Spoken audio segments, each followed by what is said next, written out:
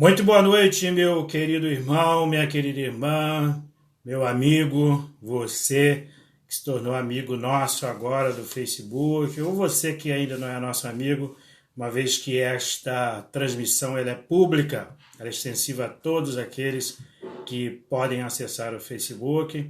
Eu quero dar a ti uma boa noite nesse dia 29 de abril de 2020, dizer que desejo muito que você esteja bem, esteja se protegendo nesse período de pandemia do coronavírus, protegendo a você mesmo, protegendo a sua família. Sabemos que é uma doença que não basta nós nos protegermos, é importante nós protegermos a nós mesmos e aos nossos, a nossa família, os nossos vizinhos.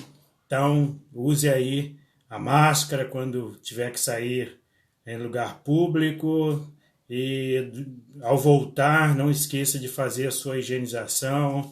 Eu tenho preferido, ao retornar aí dos mercados, da padaria, procurado lavar toda a roupa, procurado lavar chinelo, fazer higienização pessoal, porque mais importante é se proteger. Vou citar aqui uma fala usada pelo Dr. Laí Ribeiro, que ele disse que o melhor remédio, já que não tem ainda um remédio que tenha eficácia comprovada contra o coronavírus, então ele disse que o melhor remédio é não adoecer, não ficar doente. E eu não quero que você fique doente.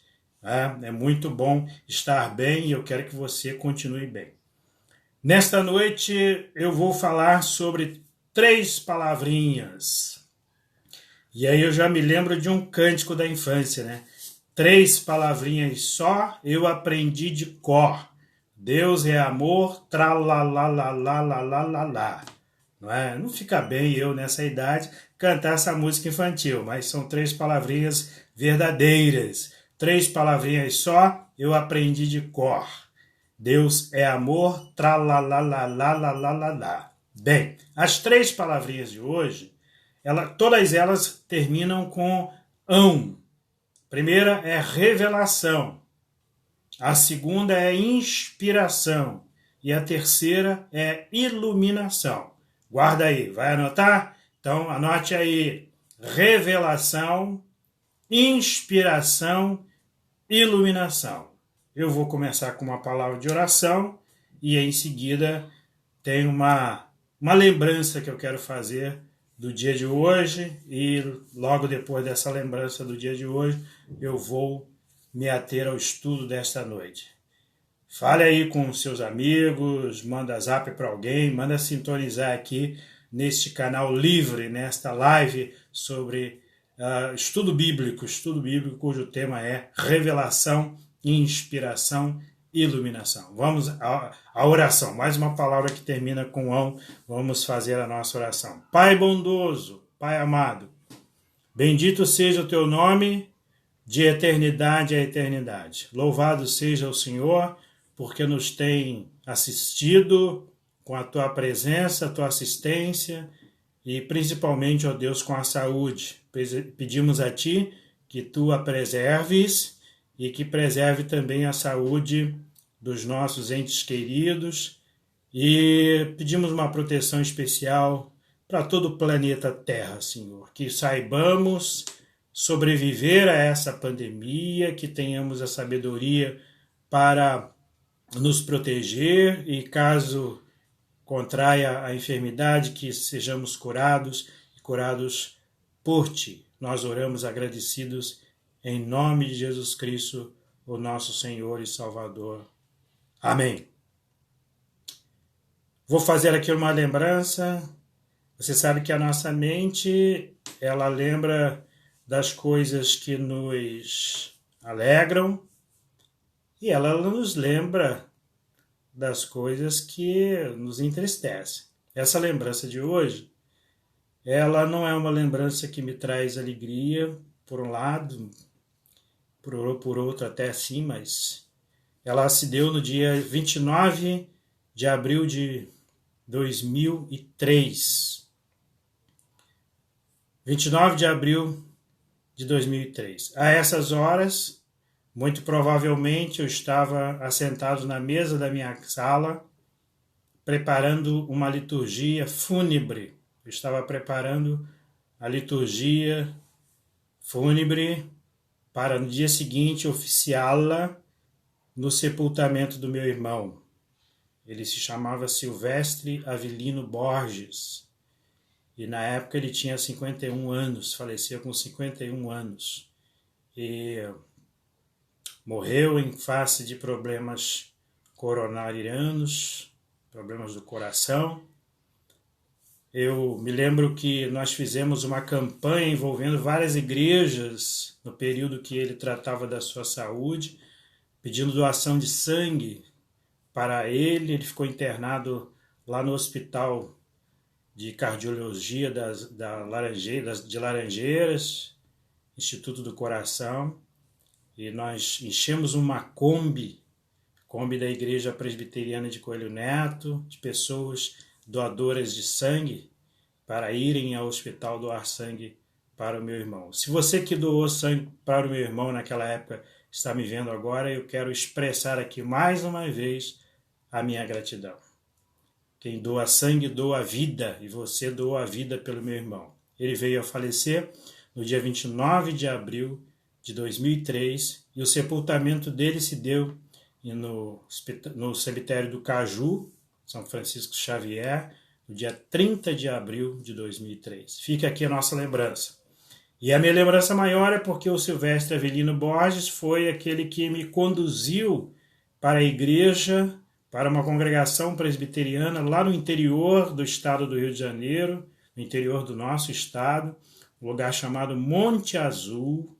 A congregação era de Rosal, e essa congregação ela se reunia num lugar que era também a escola pública onde eu comecei a me deparar com as letras, lá nos idos de 1968. Meu irmão foi que me conduziu a essa igreja, a essa congregação, e em 69 eu coloquei o pé na fé presbiteriana e cá me encontro. O que eu vou te dizer agora é um pouco também dessa história de vida, um pouco dessa história com a palavra de Deus desde 1969. Que Deus continue consolando os meus sobrinhos, nessa lembrança que eu estou fazendo, filhos do Silvestre.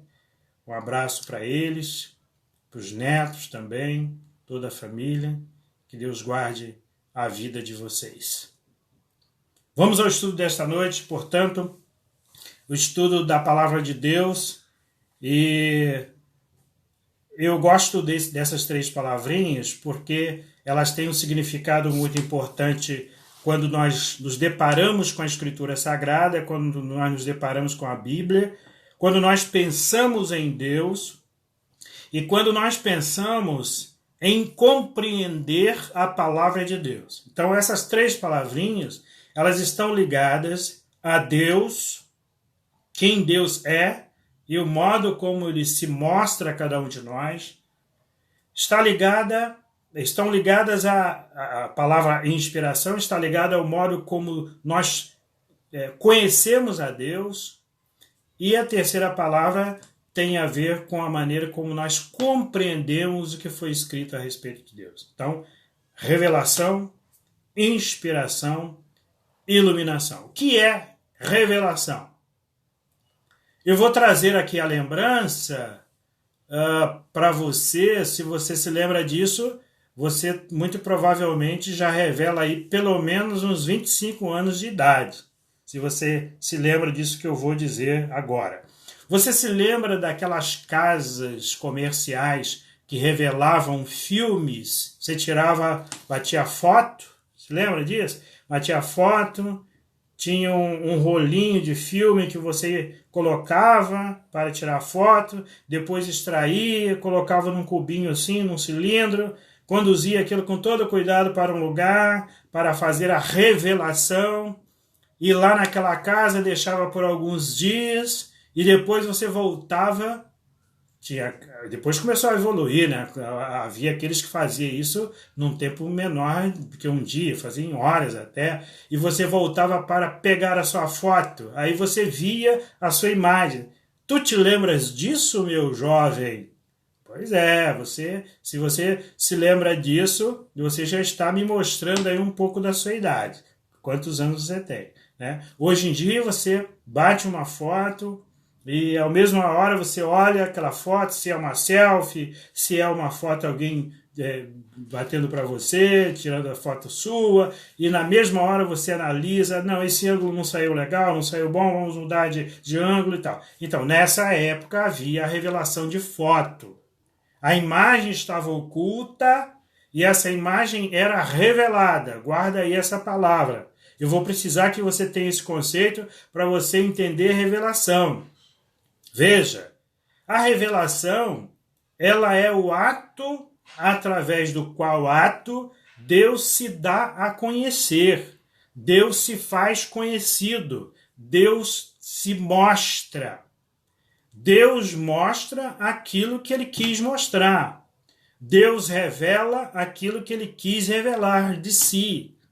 E olha, é interessante considerar o seguinte, que imaginemos que se você pudesse conhecer tudo, se Deus tivesse revelado tudo a respeito dele, você seria capaz de absorver esta revelação? Você seria capaz de compreender? Eu vou dar um exemplo, vou pegar aqui um copo, olha esse copo aqui. Esse copo, você acha que ele pode conter, aqui para você ter uma ideia do tamanho do copo, ó, ele é do tamanho da minha mão, né? Meus dedos estendidos aqui, ele é desse tamanho. Você acha que esse copo pode conter as águas do Oceano Pacífico? Quando eu estudava lá no interior, que eu mencionei aqui, me disseram que o Oceano Pacífico é o maior dos oceanos. Você acha que esse copo tem condições de conter as águas do Oceano Pacífico? Pode rir comigo. Não tem não. Mas o problema está em quem? No copo ou no Oceano Pacífico? Este copo não pode conter as águas do Oceano Pacífico? Isso é problema do oceano? Óbvio que o problema é do copo. O copo não é capaz, a capacidade dele não compreende as águas do Oceano Pacífico, por causa do copo. Gostou da imagem? Então, preste atenção.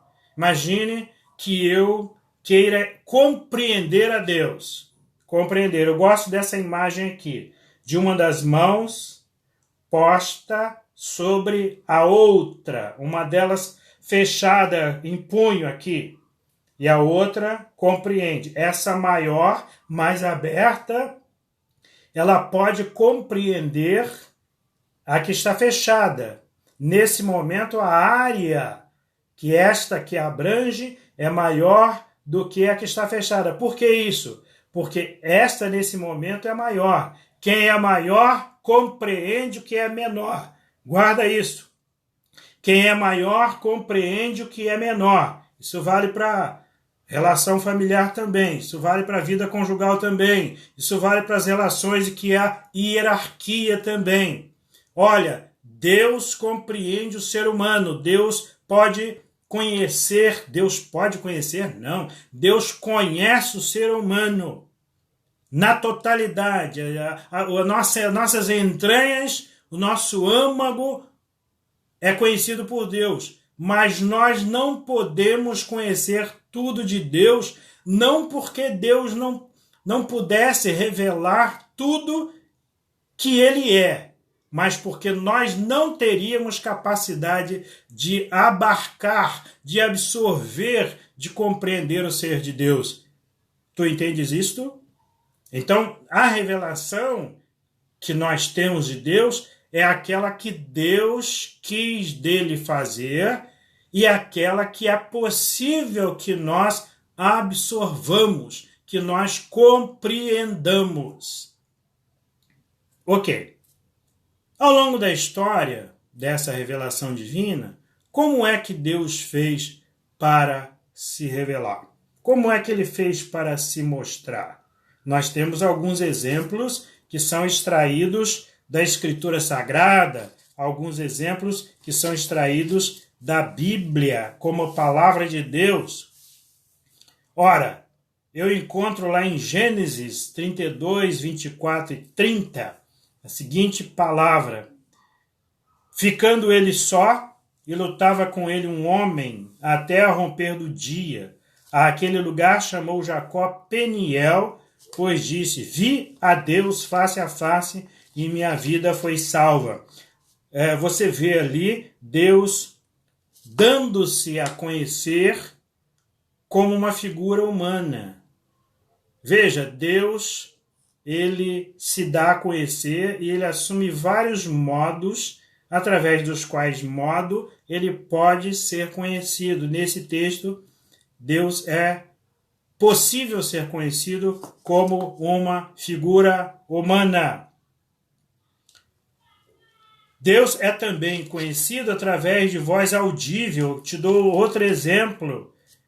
Êxodo capítulo 3, verso 4. Vendo o Senhor que ele se voltava para ver, Deus, do meio da sarça, o chamou e disse: Moisés, Moisés. Ele respondeu: eis-me aqui.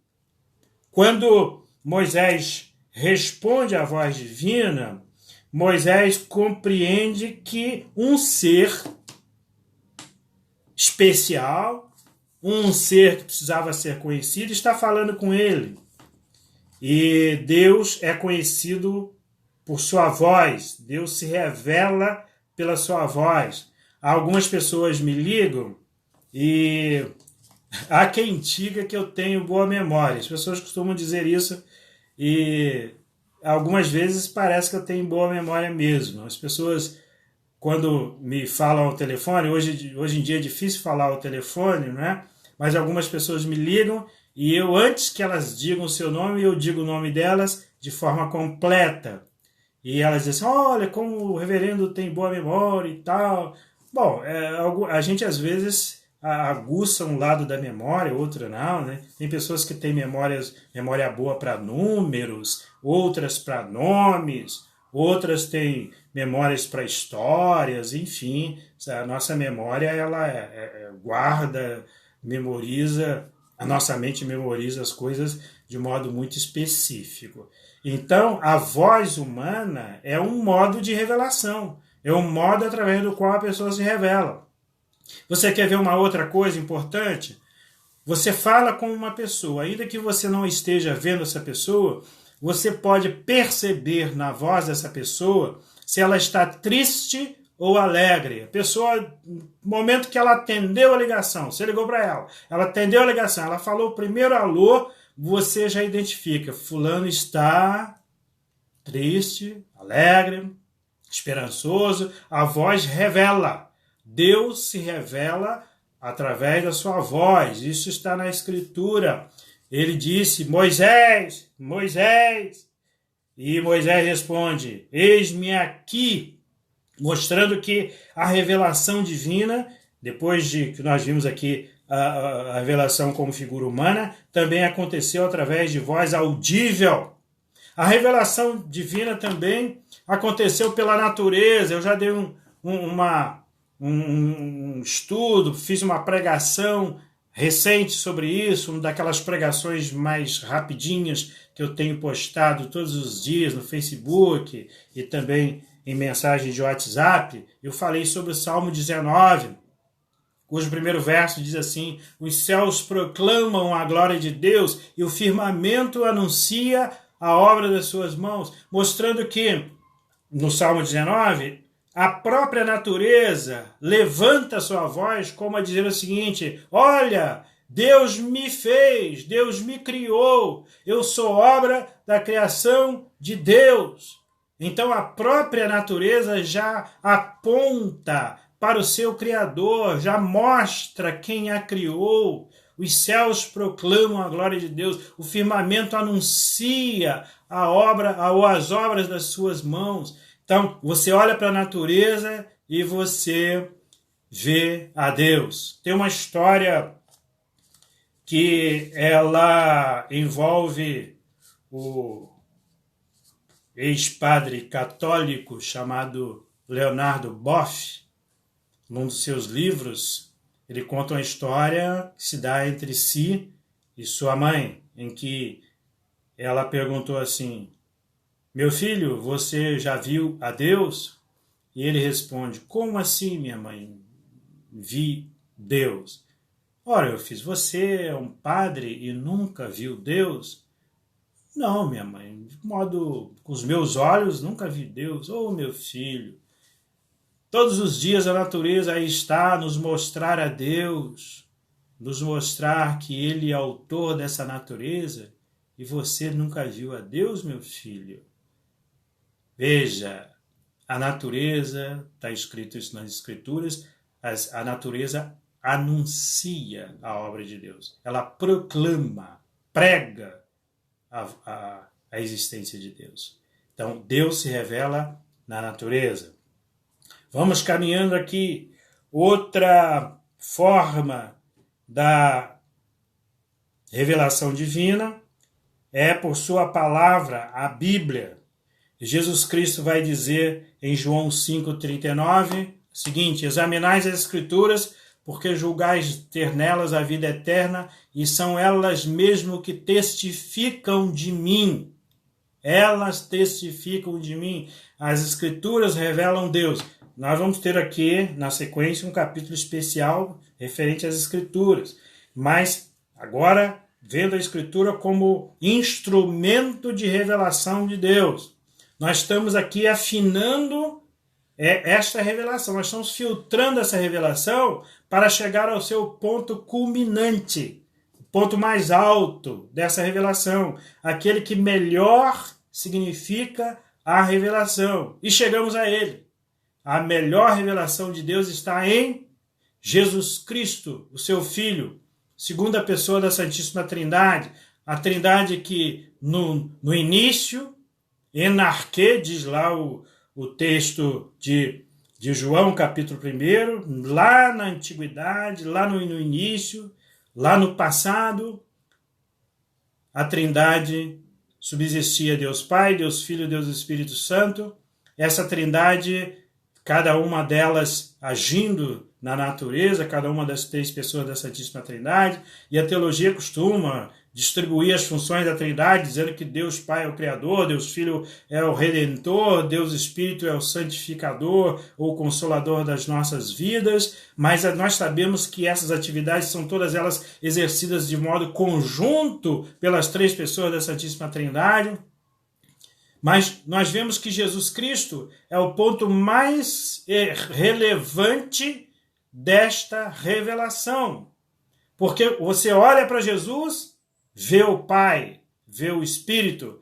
O próprio Jesus Cristo disse assim: quem me vê a mim, vê o Pai. Como dizes tu, mostra-nos o Pai, disse Jesus Cristo a um dos seus discípulos. Então, Jesus Cristo é o ponto culminante da revelação divina. É o ponto máximo. Você veja que nós fizemos aqui uma caminhada progressiva. Deus se revelando como figura humana, voz audível, pela natureza, por sua palavra e através de Jesus. Jesus Cristo, ele é o próprio Deus. Eu nem diria que Jesus Cristo revela a Deus. Ele é o próprio Deus. E quem vê Jesus, vê Deus. Quem está em Jesus Cristo, está com Deus. Agora, preste atenção. Como é que eu sei de tudo isso que eu estou te falando agora? Alguém falou, um anjo chegou aqui em Realengo. Realengo é muito longe. Para um anjo chegar aqui, ele vai ter que andar um pouquinho. Então ele chegou aqui e me disse todas essas coisas? Não, claro que não. Eu sei disso por causa da Escritura Sagrada. E agora eu vou falar da segunda palavrinha. Antes de eu falar da segunda palavrinha, qual a primeira palavrinha mesmo? Se anotou? Revelação. Deus se revela. Deus se revela como figura humana, está escrito na sua palavra, na Escritura. Deus se revela com voz audível, Deus se revela pela natureza, Deus se revela pela Escritura Sagrada, Deus se revela em Cristo. A partir de agora, eu vou entender que a revelação de Deus para a minha confiança, para eu assentar meu coração, para eu tranquilizar o meu coração, é a Escritura Sagrada. E aí a palavra já é outra. A palavra é inspiração. Eu quero que você pense comigo o seguinte. Dias desses você deve ter visto um vídeo em que uma enfermeira ou médica, não me lembro exatamente se era enfermeira ou médica, ensinou a fazer exercícios para os pulmões nesses dias de coronavírus. Ela disse o seguinte, olha, você deve fazer o seguinte exercício, inspirar, que é o ato de levar o ar para dentro de si, para os seus pulmões, e expirar. E mandava inspirar e expirar, fazer um exercício, uma série de exercícios. Você sabe que a palavra inspirar significa colocar o ar para dentro. E expirar, colocar o ar para fora. Grande problema, aliás, que tem provocado esta terrível doença é porque ela ataca o sistema respiratório, desde aqueles mais primários, né, os mais as narinas, por exemplo, até os pulmões, enfim, todo. Eu não vou adentrar nessa senda aí da fisiologia humana, porque é uma área que é para os técnicos, para quem sabe. Mas olha só, colocar o ar para dentro é inspirar. E expirar, colocar o ar para fora. A palavra inspiração se refere ao ato através do qual Deus inspirou pessoas para essas pessoas, escreverem a sua palavra. A inspiração, ela se ocupa de nos ensinar que aproximadamente 40 pessoas Deus as escolheu para registrarem a revelação. Sabe o que foi revelado por Deus? O que Deus deu a conhecer precisava ser escrito. Escreve. Várias vezes lá no livro de Apocalipse, o João ouve essa palavra. Escreve. Quem escreve não esquece. Hoje eu fui fazer uma tarefa externa e aí tinha que comprar pão, comprar coisas no sacolão e tal. Sabe o que eu fiz? Anotei, escrevi. Eu tenho um aplicativo no meu celular muito legal que eu uso para compras, para essas coisas e tal. Eu sempre anoto, eu sempre escrevo. Talvez seja isso que ajude a minha memória. Você que acha que eu tenho memória boa, eu escrevo sempre aquilo que eu quero fazer, aquilo que eu pretendo, a ordem que eu pretendo realizar as coisas, e aí alivia a minha memória, ela sempre está desocupada para outras lembranças das quais eu preciso. A inspiração, ela é o ato através do qual o Espírito de Deus entrou. Eu vou fazer uma redundância aqui de propósito. Alô, você aí da língua portuguesa. É redundância, meu amigo. Eu sei que isso aqui é pleonasmo, né? Mas vamos lá, vamos usar o pleonasmo. E o Espírito Santo entrou para dentro do ser humano para quê? Para capacitar esse ser humano a fazer o que era o mistério desse ser humano. Qual era o mistério dele? Registrar, escrever, apontar, anotar a revelação. Então a inspiração é o ato através do qual a Escritura veio a existir. Oh, que coisa boa! Agora eu estou usando aqui, por exemplo, a Bíblia de Estudo de Genebra, não é? Uma Bíblia que eu uso para estudos e tudo mais. E agora também eu assinei um software muito importante, Logos 8, lá pelo seminário, consegui assinar. Isso me ajuda muito nos meus estudos bíblicos e preparar sermões. Enfim, é uma ferramenta maravilhosa. Olha, quando o Espírito Santo entrou para dentro, olha o pleonasmo aí de novo, desses 40 aproximadamente 40 homens, ele os capacitou para eles escreverem a revelação, eles escreverem o que Deus houvera revelado. Agora eu pergunto a você, você acha que Deus a todo momento soprava nos ouvidos deles assim o que é que eles tinham que escrever? Como se eles fossem aquele auxiliar de escritório, ou aquela secretária. Ó, secretária, escreve uma carta aí e tal, redija a carta como eu vou te ditar, né? Se você já foi aí chefe de um escritório, coisa do gênero, você já deve ter usado esse expediente. Secretária, datilográfica na época da datilografia, ou digite uma carta com os seguintes dizeres. E aí você ditando e ela escrevendo. Você acha que a escritura foi redigida assim? Não, não foi redigida assim. Esses autores, eles escreveram daquilo que eles ouviam de Deus, mas também daquilo que eles experimentaram na sua própria vida, daquilo que eles viveram. Uma expressão que a teologia usa para descartar a ideia de que eles tinham sido pessoas que ouviam de Deus tudo que tinham que escrever, a escritura diz assim, a teologia diz assim, eles não eram amanuenses, ou seja, eles não eram aqueles secretários que só conseguiriam escrever a carta se essa carta fosse ditada pelo chefe. Não, eles não eram amanuenses, porque o amanuense que age assim, ele só consegue escrever o que lhe é ditado, mas eles não eram amanuenses. Pelo contrário, eles eram pessoas que escreveram também das suas experiências, daquilo que eles haviam vivido. E uma coisa muito legal que tem nas Escrituras Sagradas, que eu aprecio profundamente, dentre todos os livros, você vê aqui atrás de mim, tem alguns dos meus livros, tem outros espalhados aqui, outras prateleiras aqui, é que as Escrituras não escondem os erros dos seus heróis, as Escrituras não ocultam.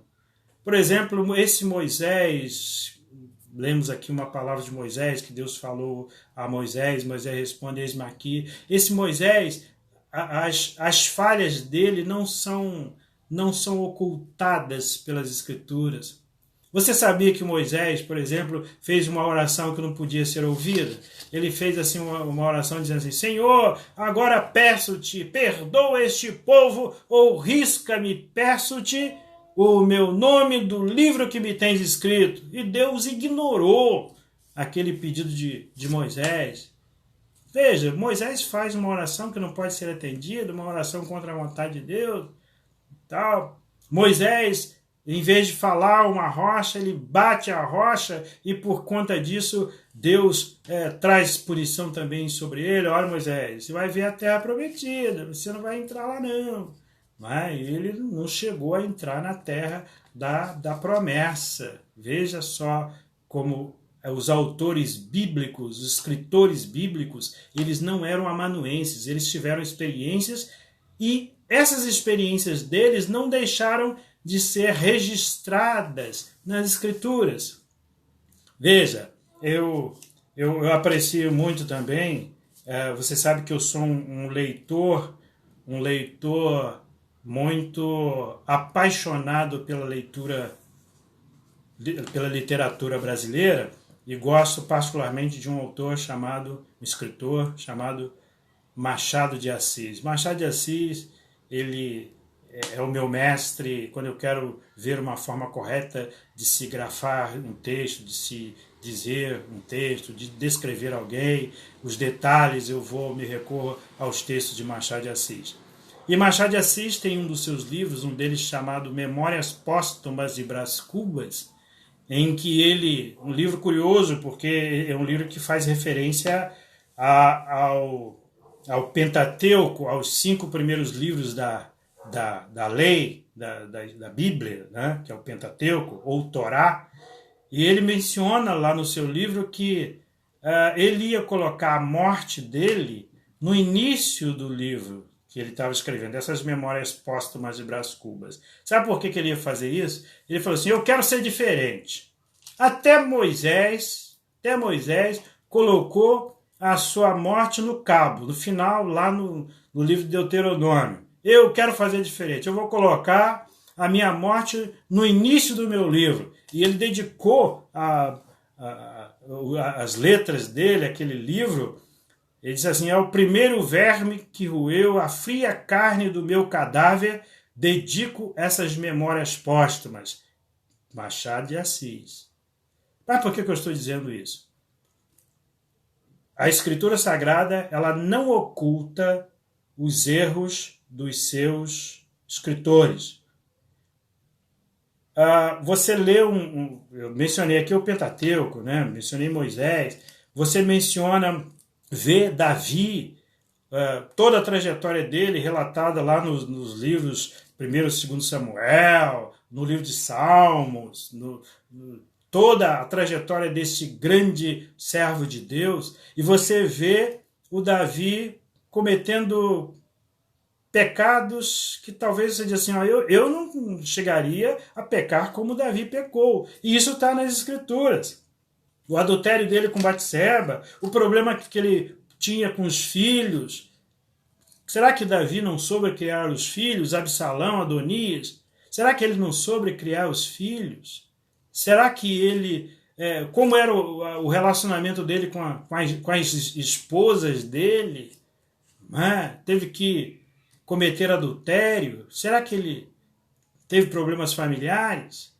Pedro, como era o temperamento de Pedro, um homem que em muitos momentos era intempestivo, agia para depois perceber que havia agido errado? Você vê Jonas, não, eu não quero pregar, não, eu sou profeta tem que pregar, mas eu não quero pregar. Qual a motivação interna? Não é? Redundância aqui de novo, né? Motivação normalmente é interna. Qual a motivação de Jonas para não pregar? Ou seja, ele estava desmotivado a pregar. Será que aqueles ninivitas eram pessoas que mereciam a pregação dele? Ele até depois, quando percebeu que os ninivitas tinham se arrependido, falou assim, não falei, Senhor, que o Senhor ia acabar perdoando esses ninivitas?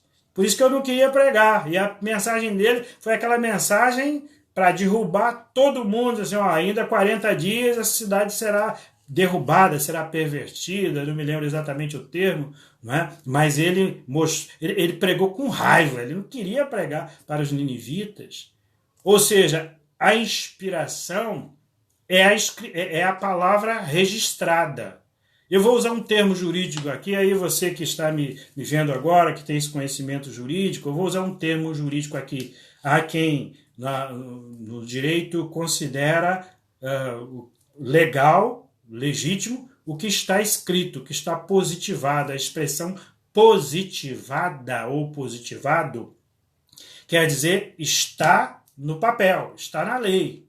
Se não estiver na lei, vale o que está escrito. Alguns têm essa corrente de que o direito ele se estabelece a partir do que está escrito, mas o direito ele está espalhado em outras áreas dos relacionamentos humanos, nos costumes, na tradição e por aí vai. Enfim, não é somente o que está positivado, o que está escrito, mas há quem defenda que vale o que está escrito.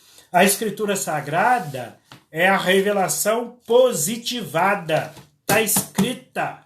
Essa revelação está aqui, ó. É para ler e para obedecer. A Escritura Sagrada é o nosso guia, é a nossa orientação. Quando a gente diz assim, a igreja presbiteriana é uma igreja bíblica e ela defende a revelação contida nas Escrituras. E ela entende que esta é a revelação válida, aquela que deve ser seguida pelas pessoas humanas. Eu certa vez perguntei de púlpito, irmãos, se eu começar a pregar aqui, não a partir de um texto bíblico para vocês, mas começar a pregar a partir dos meus sonhos, vocês sabem que o meu sonho é bastante atrapalhado, eu tenho alguns sonhos extremamente perturbados, estranhos, que não tem início, meio e fim. Imagina que eu pastorei agora, depois de 20 anos de pastorado, eu comecei a pastorear a igreja pelos meus sonhos. Irmão, eu tive um sonho nesta noite e eu quero exortar vocês a partir do meu sonho. Não! A Escritura Sagrada é aquela em cujo lugar a revelação está inspirada, está positivada, está escrita. E é isso que deve guiar a minha vida e a sua também. Então, o que é inspiração?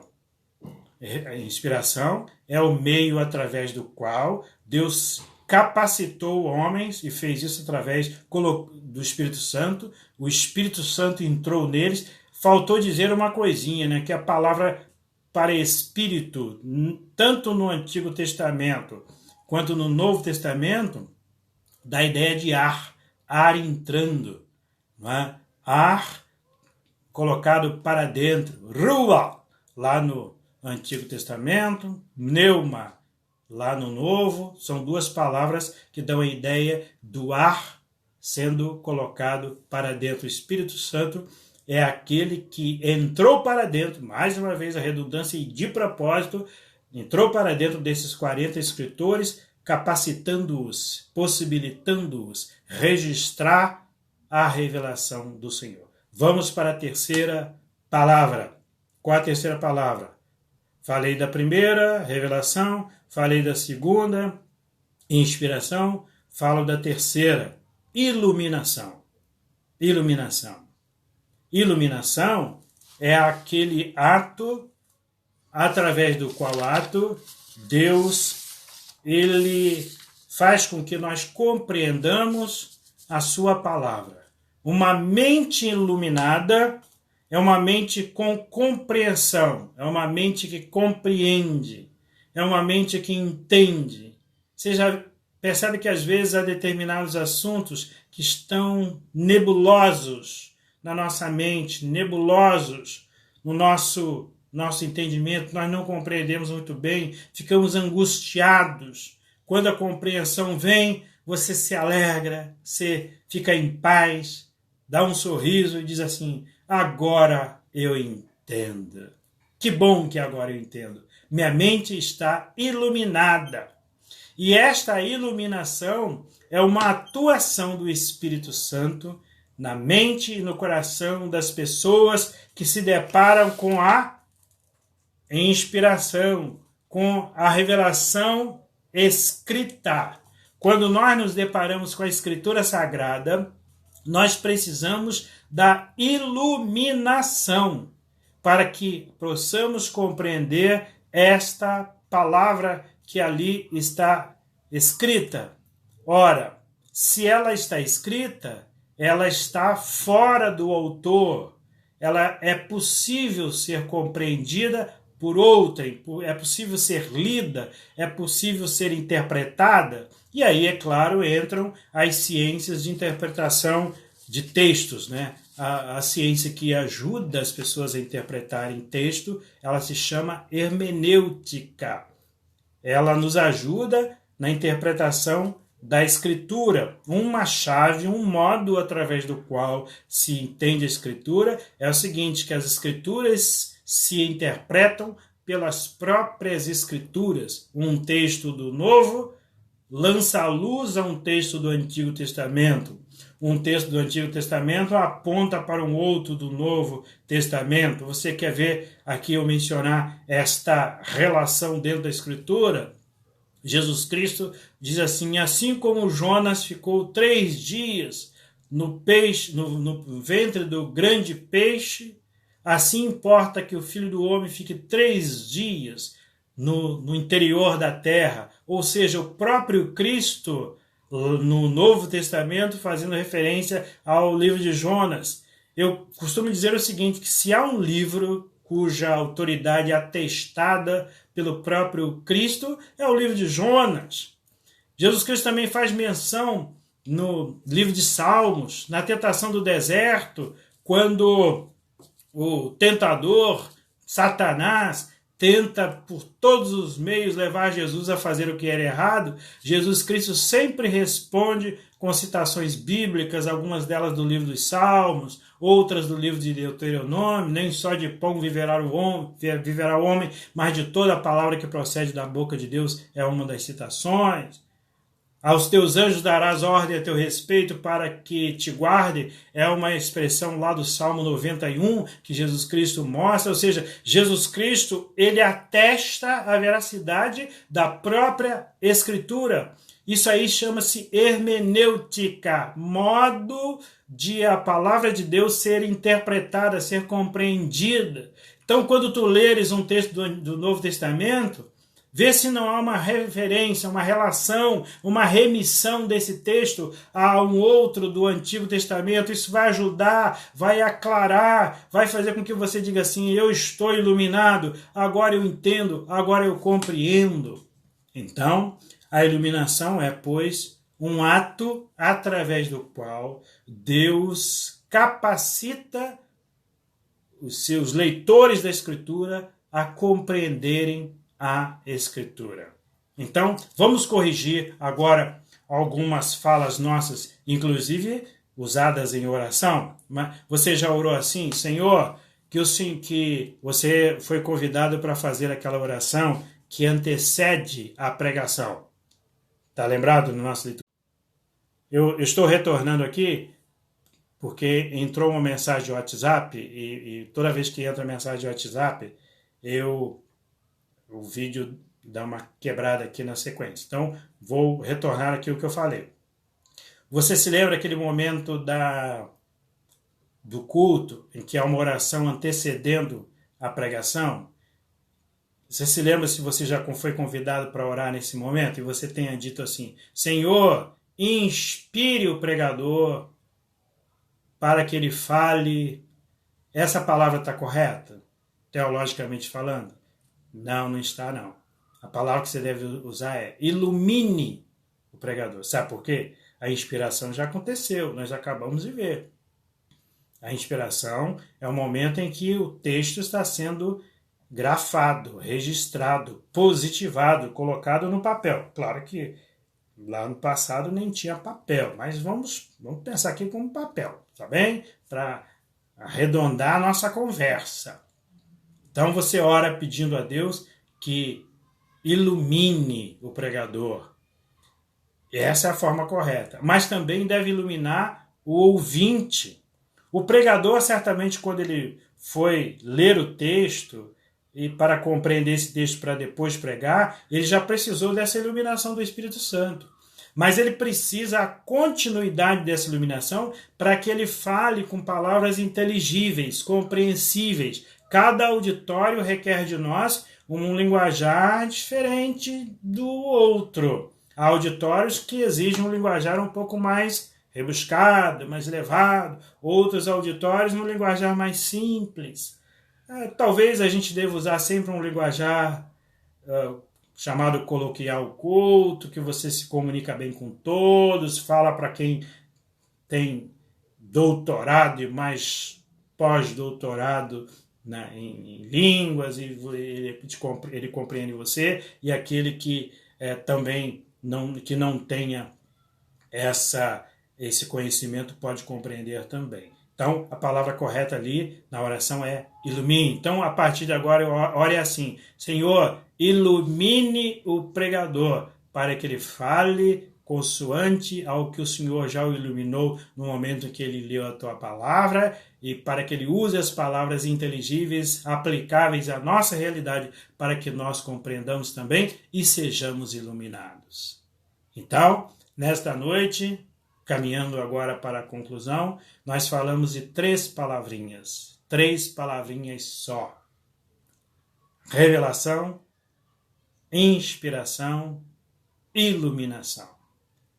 A primeira, Deus se dá a conhecer. Na segunda, Deus faz com que o que ele revelou seja registrado.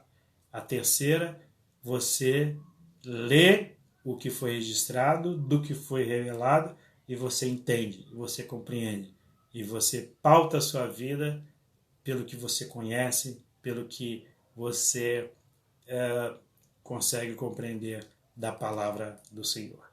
Que Deus a todos abençoe, que Deus guarde, que Deus nos ajude a ler a sua palavra sobre esses 3 aspectos: o da revelação, o da inspiração e o da iluminação. Assim o Senhor a todos nós ajude e abençoe. Amém.